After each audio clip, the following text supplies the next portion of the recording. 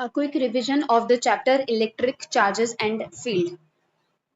Two charges Q1 and Q2 separated by the distance R. So उनके बीच में जो force लगता है वो लगता है कि Q1 Q2 by R square. भी मीडियम में जो फोर्स होता है वो डाइलेक्ट्रिक कांस्टेंट टाइम्स यानी कि K टाइम्स कम होता है than the force in air. यहाँ पर जो K है this is the constant whose value is 9 into 10 to the power 9 और यहाँ पर जो K है ये है dielectric constant of that medium. Now, electric field due to a point charge is kq by r square. Electric field due to infinitely charged wire is 2k lambda by r, where lambda is charge per unit length. And electric field due to infinitely long sheet is sigma by 2 epsilon naught, where sigma is charge divided by surface area. Now, a charge ring की वजह से जो electric field आती है on axial point इसके Q X divided by R square plus X square की power 3/2. Electric field maximum is at the distance of X is equal to R by root 2. मतलब अगर रिंग के centre पे जाओगे तो भी इलेक्ट्रिक फील्ड जीरो, रिंग के infinity पे जाओगे तो भी इलेक्ट्रिक फील्ड जीरो और मैक्सिमम होती है आर बाय रूट 2 के डिस्टेंस पे. तो यहाँ पर ये वाला कर्व बनता है. Next, as electric field due to a charged arc की वजह से 2k lambda by r and sin theta by 2 where theta is this angle and r is radius. Electric field due to a charged disk on its axial point is sigma by 2 epsilon naught 1 minus cos theta.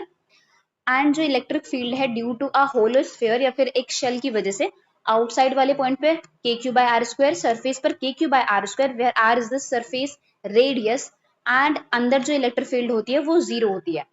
तो अंदर electric field zero, surface पे maximum and फिर बाद में घटती है. Solid sphere की वजह से बाहर वाले पॉइंट पे electric field is K Q by R square, surface पे K Q by R square. इतना दोनों में ही कॉमन है, बस अंदर फर्क है.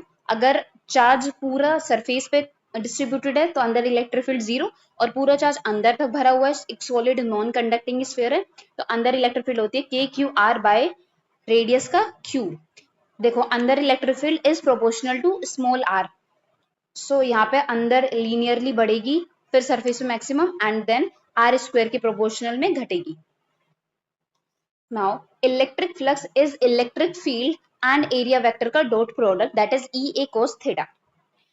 अब according to Gaussian law, electric flux through a 3D body is charge enclosed divided by epsilon naught. ये net flux आता है.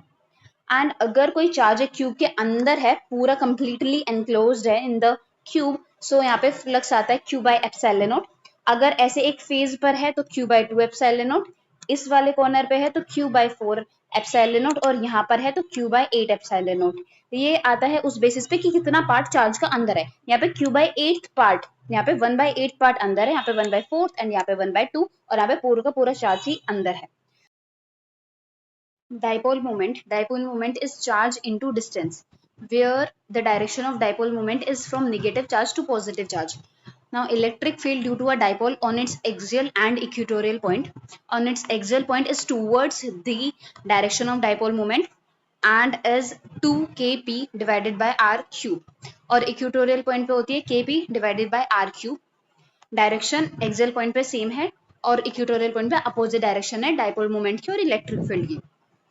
अब किसी भी रेगुलर फिगर अगर सबके कॉर्नर पे इक्वल चार्जेस है, इक्वल जैसे कि एक ये एक स्क्वायर है, सारे कॉर्नर पे प्लस क्यू चार्ज है, तो सेंटर पे जो इलेक्ट्रिक फील्ड होगी दैट विल बी जीरो क्योंकि यहाँ पे कैंसिल आउट हो जाएगी. जैसे यहाँ पे एक स्क्वायर है, यहाँ पे प्लस क्यू चार्ज है और यहाँ पे प्लस क्यू चार्ज है, इसकी वजह से इधर तो इसकी वजह से इधर, तो ये कैंसिल आउट हो जाती है. मतलब सेंटर पे इलेक्ट्रिक फील्ड जीरो होगी. कोई भी एक रेगुलर पेंटागन हो, हेक्सागन हो, स्क्वायर हो, ट्राइंगल हो, पेंटागन कुछ भी हो. और इस टाइप के क्वेश्चन बहुत आते हैं कि एक स्क्वायर है एंड 3 साइडेड पर तो प्लस क्यू चार्जेस रखे हुए हैं, एक साइडेड पर अब यहाँ पे पूछा हुआ है कि एक साइडेड पर मतलब कुछ भी नहीं है, सेंटर पे इलेक्ट्रिक फील्ड कितनी होगी. सो यहाँ पर खाली जगह पर दो चार्जेस ज्यूम कर लेना, एक प्लस क्यू एक माइनस क्यू. सो न्यूट्रलिटी मेंटेन रहेगी. क्या होगा कि प्लस क्यू चार्ज इन सारे के साथ मिलके सेंटर पे नेट इलेक्ट्रिक फील्ड जीरो कर देगा और माइनस क्यू की वजह से आ जाएगी इलेक्ट्रिक फील्ड टुवर्ड्स इटसेल्फ, तो नेट इलेक्ट्रिक फील्ड इसकी तरफ आ जाएगी K Q by R square. Now अब होती है पोटेंशियल डिफरेंस, मतलब जब हम इलेक्ट्रिक फील्ड की तरफ जाते हैं तो पोटेंशियल में ड्रॉप आता है. सो जो पोटेंशियल डिफरेंस होगा it is minus E into D R.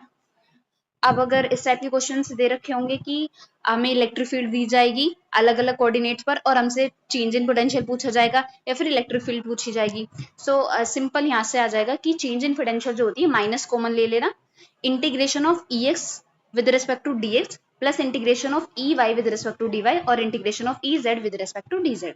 और इलेक्ट्रिक फील्ड में भी यही माइनस को यहाँ पर नहीं बोलना है, माइनस कॉमन ले लेना, partial differentiation of potential with respect to X, यहाँ पे y के रेस्पेक्ट में और z के रेस्पेक्ट में। पार्शियल डिफरेंशिएशन होता है मतलब जैसे पोटेंशियल का पार्शियल डिफरेंशिएशन कर रहे हैं हम x के रेस्पेक्ट में but keeping the y and z constant, y और z की जो टर्म है ना उसे हमें एज अ कांस्टेंट की तरह ट्रीट करना है। जैसे पार्शियल डिफरेंशिएशन करेंगे हम y के रेस्पेक्ट में तो x और z को कांस्टेंट की तरह ट्रीट करना है और जब z के रेस्पेक्ट में करेंगे तो x और y को कांस्टेंट मान के उन्हें ट्रीट करना है।